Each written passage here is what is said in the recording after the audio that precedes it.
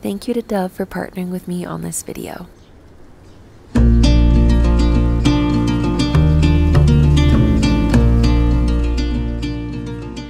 I'm so excited to be partnering with Dove as they just released their limited edition fall treats collection early for us fall girlies. In honor of my bathroom now smelling incredibly cozy and autumnal, I thought we could decorate it for fall together before we get into this autumn starter pack. Is it still 90+ degrees outside? Yes, but mentally for me, autumn has begun, so it just feels right to have a cozy little autumnal escape. I'm setting the vibe with dried flowers, candles, lots of orange and yellow foliage, and Dove has provided the rest. I'm adding pumpkins inspired by one of my favorite scents from the collection, cinnamon pumpkin pie. You can never have too many pumpkins in my opinion. Apples always make me think of back to school this time of year, so I'm also adding books to give it a little bit of an academia feel, inspired by the apple cider caramel scent, which is my personal favorite. The Dove Fall Treats collection includes body wash, body scrub, and hand wash, and guys, the scents are so good. I am being transported to cozy October days when I open these. The collection of scents includes cinnamon pumpkin pie, apple cider caramel, and pecan butter crunch. I can't think of a better way to start my morning than with cozy self-care as I eagerly anticipate cozy, crisp autumn days. Seriously, I am in love with these scents. Not only do they make you smell incredible, but they make me crave a pumpkin spice latte or apple cider every time I use them. The Dove Fall Treats collection is perfect to include in your self-care routine this autumn. These are available at Walmart for a limited time. Fall scents always tend to sell out, so I recommend running to grab them before they're gone. Please note that Dove is not affiliated with any of the recommended books, movies, or TV shows in the remainder of this video. Hello friends, and happy fall to my fellow autumn enthusiasts. I have been waiting all year to say that. Look what I found this morning. The first leaves of the season have started to change, and in honor of September 1st being the first official start to fall, I made pumpkin muffins. I've got a woodsy candle burning, and of course I started my annual Gilmore Girls rewatch this morning. It's tradition. September 1st is like a holiday in itself to me.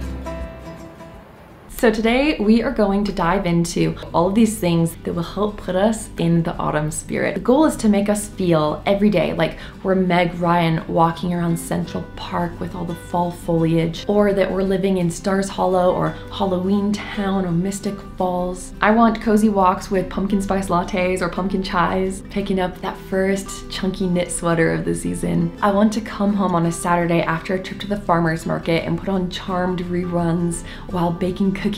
So we are going to cover all books, movies, TV shows, and activities to help us get there, to help us achieve those vibes. Class is beginning, so I recommend picking up a notebook and a pen because we have got a lot to cover. Let's dive straight into books.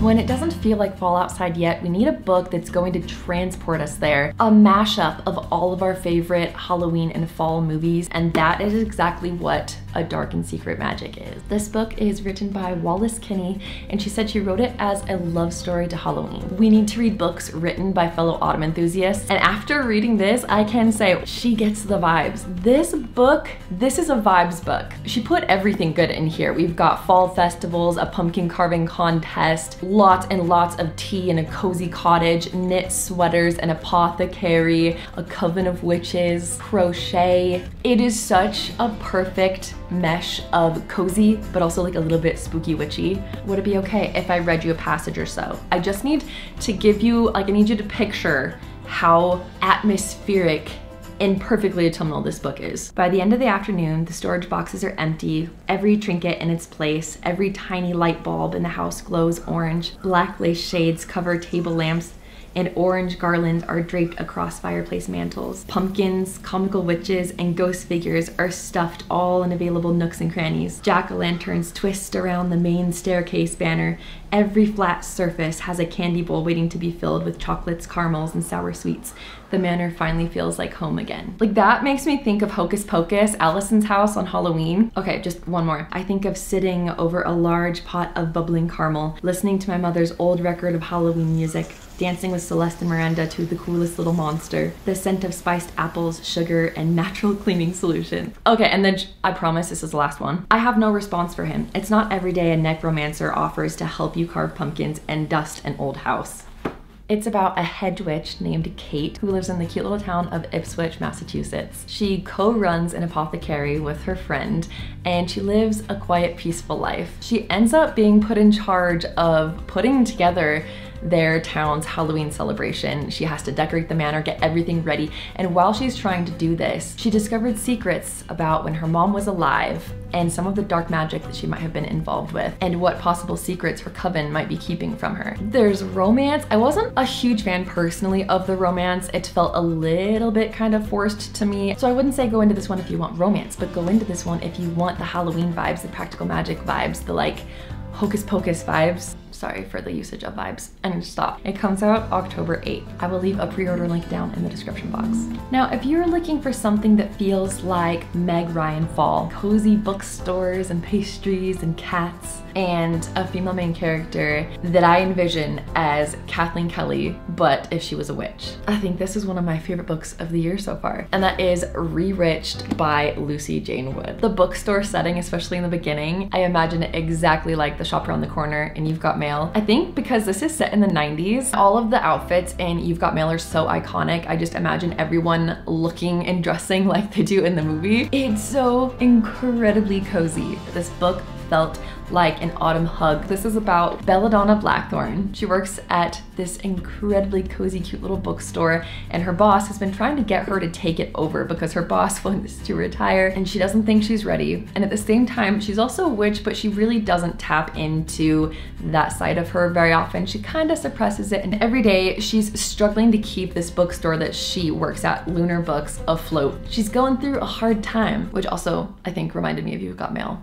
You know, struggling to keep the bookstore afloat. Her 30th birthday welcomes the arrival of this letter that has been trying to make its way to her. It kind of reminds me of the Hogwarts letters. It keeps somehow missing her. It's getting stuck or blown somewhere and she doesn't get it. But when she eventually does, she is being summoned by a coven that tests her worthiness as a witch. So she has the rest of the month of October to start practicing and to hone in on her skills. She gets all the help she can from the women in her life, from an unlikely mentor, and even maybe an infuriating coven watchman who is sworn to protect her. I can't rave about this enough. This one comes out very soon on September 17th. If you want a book that you can read with your whole family, ghost story set in Scotland, look no further than City of Ghosts by Victoria Schwab, also known as V.E. Schwab. This is a trilogy and every book is set in a different location. City of Ghosts, the first book, is set in Edinburgh, Scotland. The second book, Tunnel of Bones, is set in Paris, France.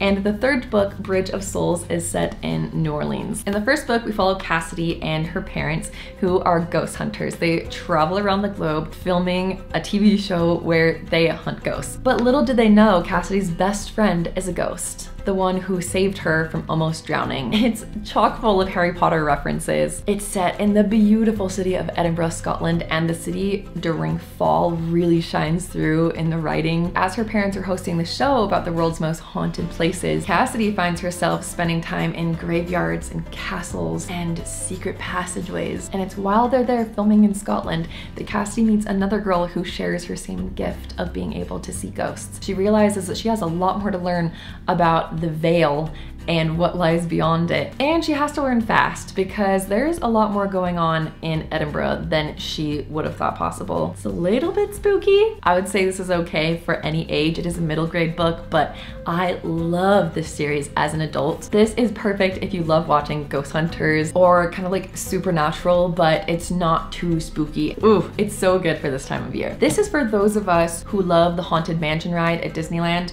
or just the Haunted Mansion films, but also historical settings, specifically historical France and vampires. Mix those three things together and you've got The Scarlet Veil by Shelby Malhoran. You might recognize her name. She wrote the Serpent and Dove trilogy, and this book is like a break off from that series. You see some of the same characters, but you don't have to read the Serpent and Dove trilogy before reading this one. I will say if you ever do want to read that series, you might get a few things spoiled in here, but you definitely can read it without having read that series and still fully experience this and understand everything that's going on. This is the Waterstones exclusive. Look at how beautiful she is. This is about our main character, Celie, who gets kidnapped 19 days before Halloween. She ends up being trapped in this massive castle that feels kind of like, to me, like the Haunted Mansion.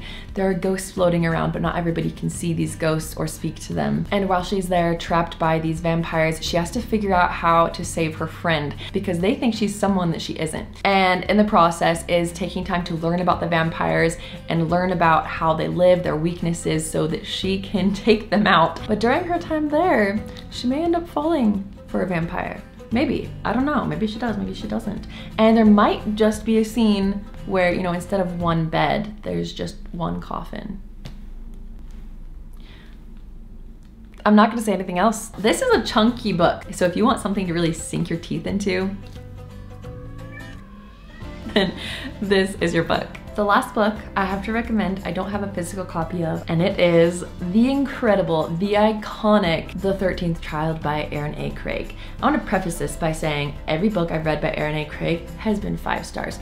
This book is like 6 million stars out of 5. I'm a little bit sad that I didn't read it during September or October because now it's over and I don't get to experience it during the Burr months, which would be the perfect time to read this. This will pull on your heartstrings and you wouldn't think that going in just knowing the synopsis. This feels so reminiscent of classic fairy tales, but also with a modern take blended so perfectly together with that. Erin A. Craig writes in such an eerily atmospheric way. No one else does it quite like she does. I feel like I'm not gonna do it justice. I'm gonna try my best to explain it to you. So the story follows Hazel, and since she has been born, she's always known, her parents have always told her that her godfather is the god of death. She waits her whole life, birthday after birthday, for him to come and claim her and take her away from this family that she doesn't even enjoy living in. They make her sleep in a barn. They've never treated her like one of their own because they've always known that death is her real family. Like death is gonna come and claim her, so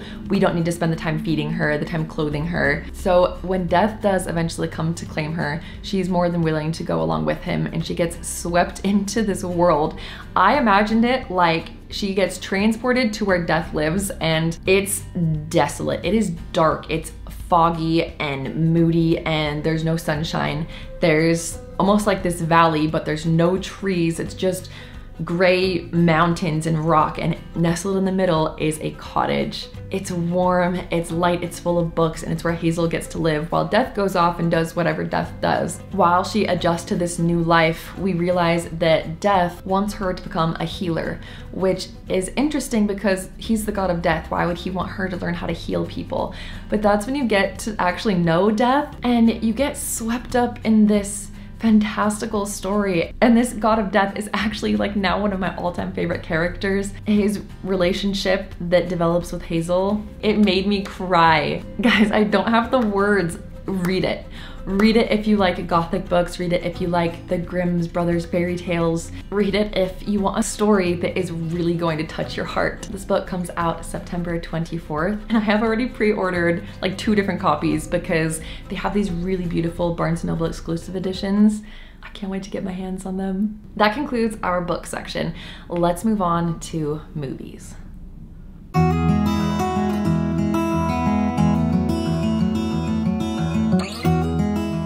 We We all know about Meg Ryan fall, but what about Julia Roberts fall? Not enough people talk about Mystic Pizza as being one of the best films to watch September, October. Mystic Pizza, I saw someone else say this on TikTok and I could not agree more. Mystic Pizza is like a Taylor Swift album, like her Red album. It has those vibes. It's about these 3 girls and they're each going through a different experience in a different type of relationship. If he really loved me, he'd wait.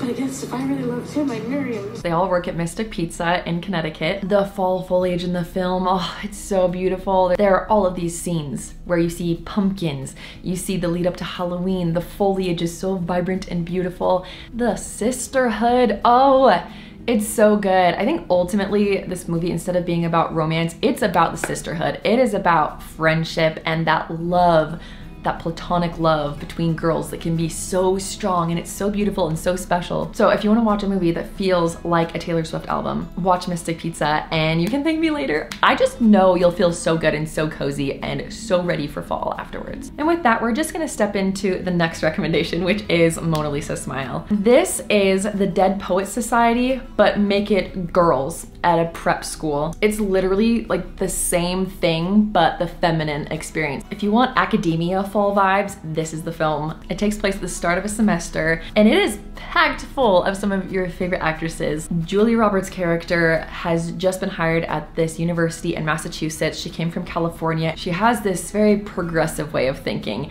and this university is specifically known for being very conservative. They're basically trying to get their girls married and teach them how to be good wives to their husbands. This is set during the 50s, I think 1953 going into 1954. Her idea is to just inspire these girls that they can chase their dreams no matter what they might look like, whether you want to get married and settle down or whether you want to go be a lawyer and go to Harvard. It's so inspirational. That's kind of why I draw and compare it to Dead Poets Society, because of Robert Williams' character in that film and how he inspires these boys to fall in love with poetry. Julia Roberts is inspiring these girls to fall in love with art, dreaming big for themselves. It's such a feel-good film. I love it so much. A romantic comedy that could not be more perfect for fall, that I don't think also is talked about enough, is Penelope. There's fall foliage, there's scarves, there's sweaters. Like, it is set during fall. It has James McAvoy as the love interest who plays piano. What else do you need to know? But the story is about a girl who is born after her family has been cursed. The first daughter that is born to this family will have a pig nose. Her mom just wants the best for her. She's played by Catherine O'Hara and she does such a good job. She keeps trying to line up all these suitors to come see Penelope, and every time she presents herself to them, they scream and run away like little boys. That is until James McAvoy's character. He stays and they get to talking and they play chess, and she tries to guess what instrument he plays, and they have such good chemistry even though they can't even see each other properly. And the story goes from there, and it is truly like the perfect romantic comedy if you want something that has like a little bit of magical realism to it. It's funny, but it's so romantic. If I haven't convinced you yet, just watch the film just for James McAvoy. You won't regret it. I can almost promise that. It just feels like a whimsical fall fairy tale of a film. I think it's so funny. I had 2 films with Julia Roberts and now I have 2 films with Christina Ricci. The next film I have to recommend is Casper. I know that we've all probably seen this, but have you seen it recently? Have you seen it this year or even last year? Because the fall vibes, they vibe hard in this film. It's set in Maine. It starts with her and her dad moving, I think, from California to Maine. There's a road trip. They finally get there. They move into this mansion. It is insane. Her dad's job is to help ghosts move on into the afterlife. And Kat, his daughter, doesn't really believe in it until one day she sees a ghost in her bedroom. This ghost is Casper. There's a Halloween party dance that she ends up hosting. The aesthetic of it is so good. It's so 90s, spooky ghost, childhood Disney. It's so good. I remember something happened to me when I was a kid at the end when they're dancing and Casper says, "Can I keep you?" I fell in love with the ghost then. I did. You know Saturday morning cartoons we watched as a kid? This is adult Saturday morning cartoons, except for it's not a cartoon. It doesn't have to be a cartoon. It's just the idea, the event of Saturday morning cartoons. Watch Casper, get some pumpkin spice donuts, get cozied up on your couch with some fuzzy socks or a cozy blanket, and watch Casper. Now, if you're a fan of Over the Garden Wall and films or TV shows that look so visually stunning to watch during fall. Animation that captures what it feels like to look up at leaves, but in a way that is just more beautiful than your eyes can even see. Wolfwalkers is one of those films. I was blown away by the animation, by the vibrant colors, by the story. The setting of the film is the mid-1600s in Ireland. It's a time of superstition and magic when wolves are seen as demonic and nature is this evil to be tamed. Our young apprentice hunter, Robin, comes to Ireland with her father to wipe out this last wolf pack. But when Robin saves a native girl, their friendship leads her to discover a world of wolfwalkers, and she gets transformed into the very thing her father is tasked to destroy. It is just one of the most vibrantly beautiful autumnal films I've ever seen. Hope you guys are still with me, not getting too tired. If you need to take a bathroom break, absolutely do so. Come back and we are going to continue on with TV shows.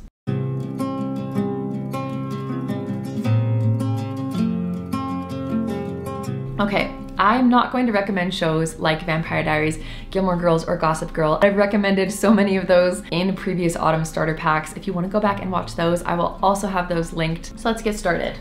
If you want something like Gilmore Girls, but that's not Gilmore Girls, you've gotta watch Felicity. I actually think it was on the same network, the WB, around the same time. It follows a girl who is graduating from high school. She had this crush on this guy the entire 4 years, and she gets the courage to go up and ask him to sign her yearbook.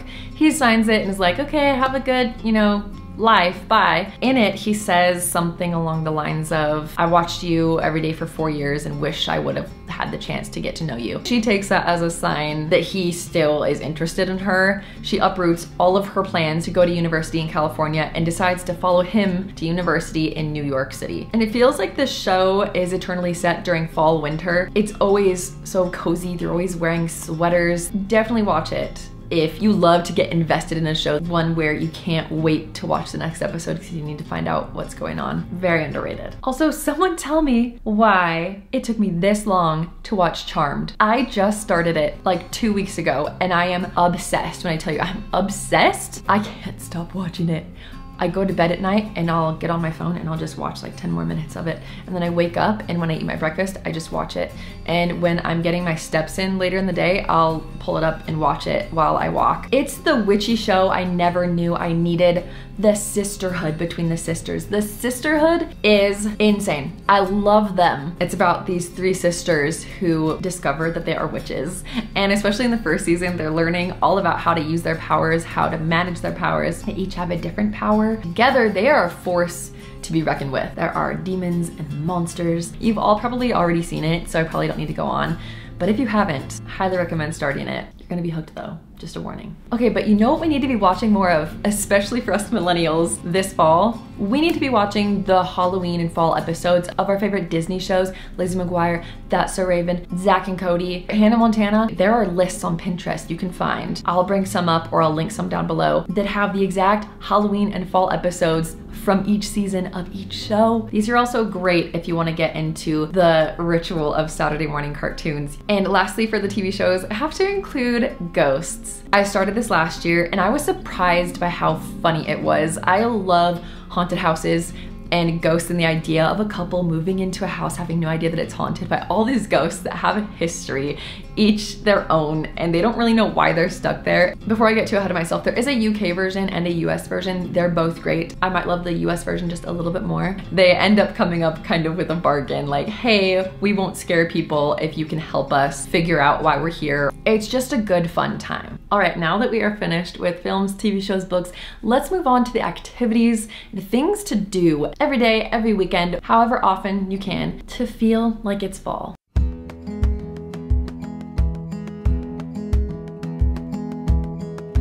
We all know about the ghost painting trend, right? You go to the thrift store and you find a painting, preferably not an original. You grab some paint, you grab some brushes, and you turn the painting into an autumnal scene. You can paint ghosties or pumpkins, change the leaves to be orange, red, and gold. I think it's such a fun craft you could do with friends. You go grab some coffee in the morning, go stop by the thrift store, find your paintings, go home and make a fun little morning out of it. Another activity that I can't recommend highly enough is making your own pumpkin syrup or apple caramel syrup to put in all of your fall drinks. There are so many recipes you can find. I will link one down below that I've used and that I think is the best syrup I've tried. I need to make more this season. I made some last year and it was so much better than anything I've ever gotten at Starbucks. If you wish that you could live in Stars Hollow, I recommend having a Gilmore Girls inspired day. You as an adult can choose any day to be a holiday. And if you want to have a Practical Magic day or a Gilmore Girls day or a Halloween Town day, you can do it and you should do it. So here are my ideas for a Gilmore Girls inspired day. Start the morning by making Luke's pumpkin pancakes with his homemade cinnamon butter, or make homemade Pop-Tarts. Go and thrift your own Rory Gilmore sweater, or you can get this one from Amazon. I have this one,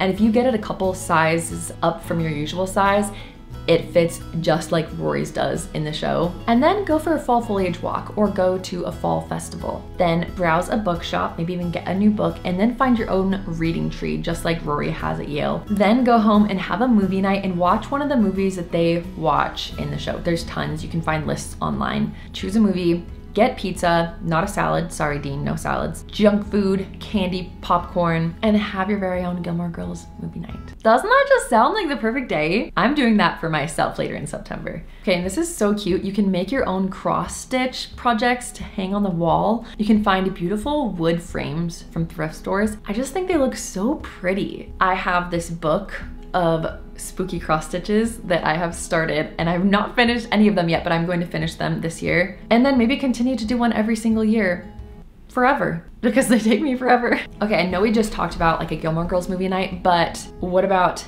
a scary movie night with junk food? You gotta have the junk food. They just go hand in hand. It doesn't have to be like demonic if that's not your thing, if that triggers you. Figure out what your tolerance is and choose something in that genre. For example, if you want a spooky movie that doesn't really have any jump scares, doesn't have any gore, and doesn't have anybody being possessed or spirits or demons, watch The Others with Nicole Kidman. This is fantastic. The vibes, like you will be scared, you will have your blanket pulled up here, but it's not too scary. So choose a scary movie that you think you can handle, but at the same time, the goal is to be scared.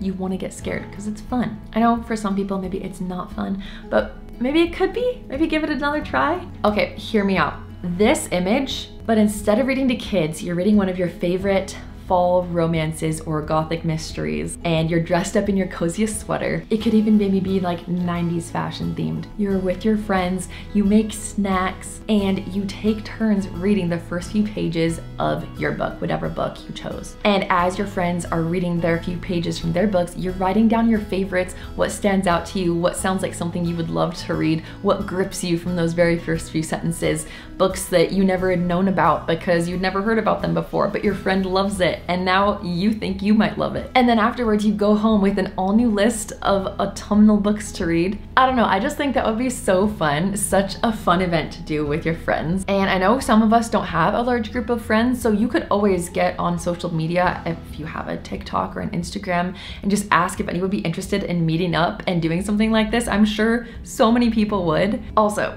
thrift new sweaters. Well, not new to you sweaters, but old sweaters. Look at this sweater that I got. Sorry, it's not a sweater, it's a cardigan. Look at how perfect she is. And then on the back, it's an apple tree. This is everything I could ever want in a fall cardigan, and I found it on eBay. My next recommendation is to bake one new fall treat every weekend if possible. We always say we want to try these new recipes, right? We'll see one on TikTok and we'll save it, or on Instagram you maybe take a screenshot. But I feel like, at least for me personally, I don't usually get around to making all of the ones that I want to try. I always say that I'm too busy or I just didn't have time and maybe I'll make it next year. No, this is the year we are making them. We are making the time, we are prioritizing these recipes. We don't know how many autumns we have, not to be like morbid or anything, but we don't. So we need to be making them. Okay, you know what we don't do, or at least I don't do enough, is value fall and Halloween magazines. You can use them for journaling, bullet journaling, junk journaling, and of course recipes. They're so chock full of autumn goodness. I've never really been a magazine person, but this fall I'm gonna become a magazine person. Unlike books, we love books, but the magazine is so visual. It's a feast for your eyes.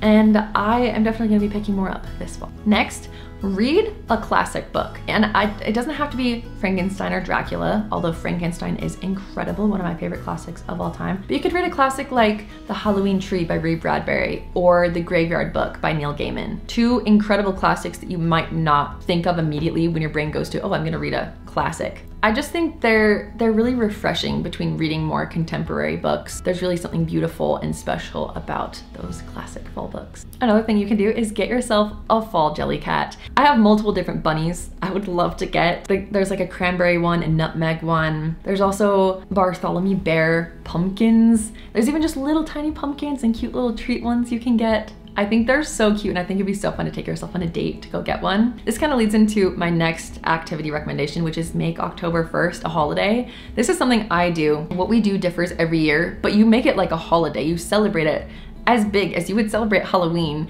I always wake up feeling like it's Christmas morning. I make sure to put on my pumpkin slippers. I'm in my fall pajamas. I go downstairs, me and Jared meet each other and we're ready to go out. We usually go get pumpkin chies and go out for breakfast and get pumpkin pancakes or whatever pumpkin-y stuff we can get our hands on. And then we usually go drive and search for signs of fall foliage. And this year I might want to include stopping into a shop and grabbing a fall jelly cat. And then usually, oh, I forgot, at the start of the day we give each other boo baskets, which is like an Easter basket, but it's fall themed. And then we usually will go to either an apple orchard or a corn maze and spend our day there and then end the evening with watching Beetlejuice or Hocus Pocus or one of our favorite nostalgic fall films. And it really feels like a holiday. I look forward to it so much every year. I think that is everything. I hope that you were able to take away some recommendations, some little sparks of how to get that autumn feeling started. And if you have any recommendations for me, please leave them down below. I keep a running list of your recommendations. So many of the books and movies and things that I've enjoyed during fall are because of you guys, so thank you. Also, a big shout out to my patrons over in Honeywood Hollow. This channel would not be possible without them, so if you are a patron, thank you so much for your support. And thank you again to Dove for sponsoring this video. I am sending you all the autumnal magic and I will see you soon in another video. Bye friends!